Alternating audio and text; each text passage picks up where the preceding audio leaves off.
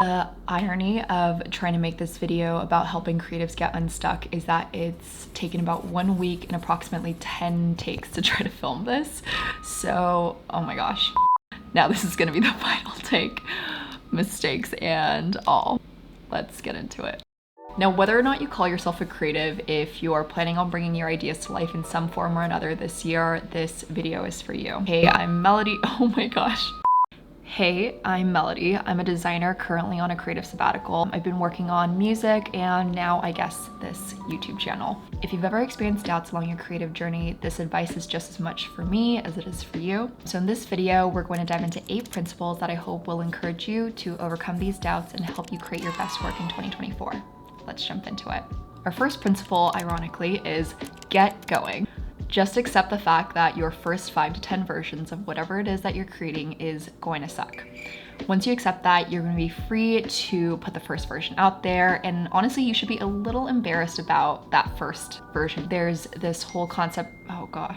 If you've heard of, if you've ever heard of Ira Glass, the radio show host, he has this famous concept of the gap. And the idea is that when we're first starting out, especially if we want to make something in art, that probably means that you have good taste.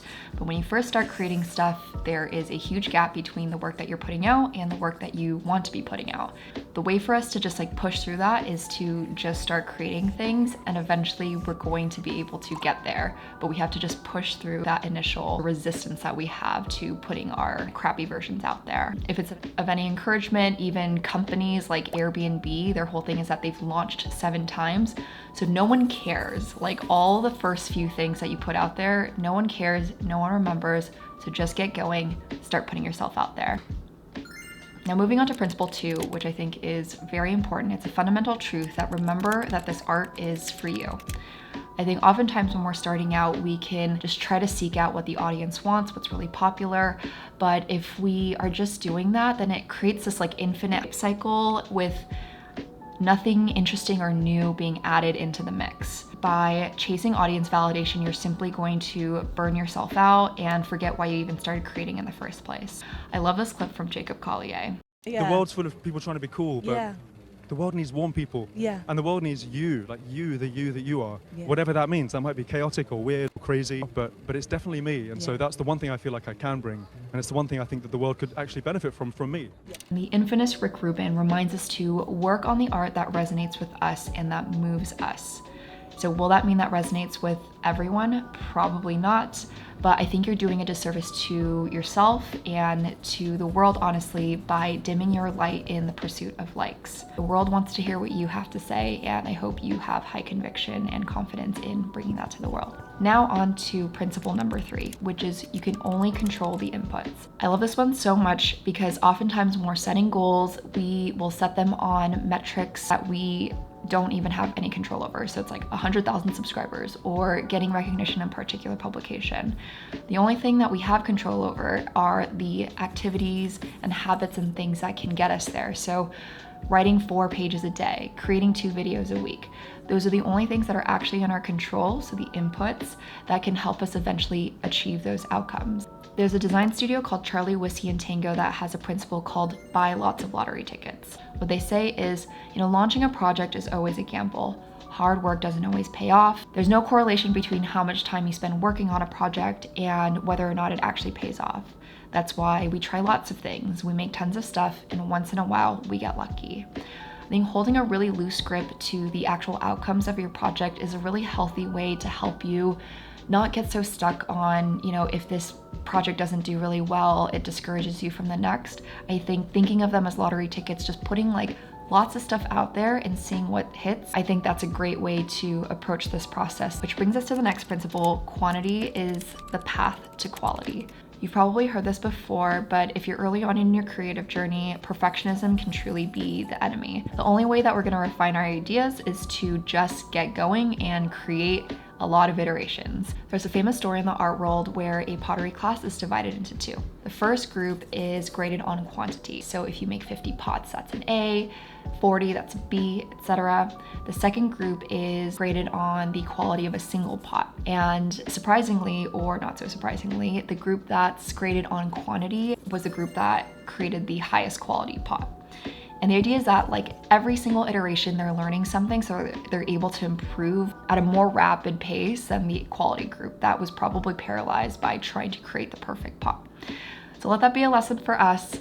Let's just get going. Let's get those iterations out there. And that's the only way that we're going to be able to hone our craft and find our voice. Now on to our fifth principle, which is to follow your curiosity and engage in play. I've recently been enjoying Ali Abdaal's Feel Good Productivity, where he tells a story about Richard Feynman, who's a physics professor who was super burnt out of physics. He was sitting in the dining hall when he noticed that the plates, as they were spinning, like wobbled in an interesting way. And so he started to like dive into that. He was curious about that. He started to study that. Eventually, that led him to understand something about quantum electrodynamics and helped him win the Nobel Prize in physics. I love this story because I think as we go on this journey, we're going to get stuck, we're going to get burnt out, but I think listening to where our interests and our curiosities take us will like bring new energy to our work. You never know if you start to follow along this path, like how it might influence your primary work, or it might inform you that you might need to shift in a completely different direction. But in general, I think we're all better off if we are doing things with that kind of joy day to day. And that's just better for the world. If we're doing work that we enjoy, we're better at that work. And so, yeah, I love this quote too, where you can't compete with someone who is having fun. So figure out what that is for you, listen to that, ensure that you're having fun along this journey. Now on to principle 6, which is now getting into more of the tactical side, which is to defend your time. This is super important because if you're trying to make serious progress on your creative goals this year, it's not going to happen when you work just when the inspiration strikes or when it's convenient, because it's never going to be convenient. So it's really important that you take a look at your calendar, set really clear blocks of time, and you have to do your work to defend it. That's the only way that you're going to be able to prioritize this work. I love a story about Stephen King, who is a super prolific writer, but he's notorious about having a really disciplined and rigid schedule to focus on his writing. So what he does is every morning he wakes up at the same time, sits at the same desk, where it's arranged in the same way, and it's like that's how he gets his writing done every single day. And I was surprised when I heard this at first because it felt like so rigid to do something as free as art. What he's doing is he's removing all of these micro decisions and distractions in order to actually focus his energy on the thing that's most important, which is the work, the creative work. So think about what that is for you. Try to remove all those decisions by setting time aside ahead of time on your calendar. You're already getting rid of that as a decision, right? If you create an environment or a space where you do your work, that removes a lot of decisions, but you gotta defend it to ensure that you're able to dedicate adequate time to make progress on your creative goals. Oh, one last thing here. I know I'm like so many stories, but I love this quote from Joni Ive on what he learned from Steve Jobs. And what he said is, what focus means is saying no to something that with every bone in your body you think is a phenomenal idea. You wake up thinking about it, but you say no to it because you are focusing on something else. So that is the amount of focus that you need to bring to your work if you're serious about creating your best work this year. Now on to principle 7, which I believe will help you do exactly this, which is to seek community and accountability. This isn't going to be an easy journey, and it's probably going to be a long one. So I think seeking out the people who are either fellow creatives or are friends that just like bring you energy, just making sure you're spending time with these people regularly to help encourage you, but also help keep you accountable, I think is a really important and great way to ensure that you are making progress towards your goals. A great way to do this is to set regular check-ins with these folks. So I personally have a weekly accountability partner and a monthly, but these friends are doing very different things from what I'm doing. The main thing here is that everyone is sort of working on creating something, putting it out into the world. And so by setting these regular check-ins, I'm honestly have rushed to try to get something out because I knew that I would have a check-in with this friend. And so I think that would be a great way to help you make progress towards your creative goals. Lastly, but most importantly, is that this is going to take time. I think just with my background, having worked in tech, I just want to see results immediately. Like I said, that gap, I want that gap to be gone. Like I want my art to be amazing today, but we all have to exercise patience. This is gonna be a long game. You need to put a lot of stuff out there before you're able to even really find your voice. Miles Davis has this quote, sometimes it takes a really long time to sound like ourselves. And the only way we're going to be able to get there, again, is just by continuously putting stuff out there and just being patient. The other thing is that we can maybe compare ourselves to other friends that are reaping successes during this time.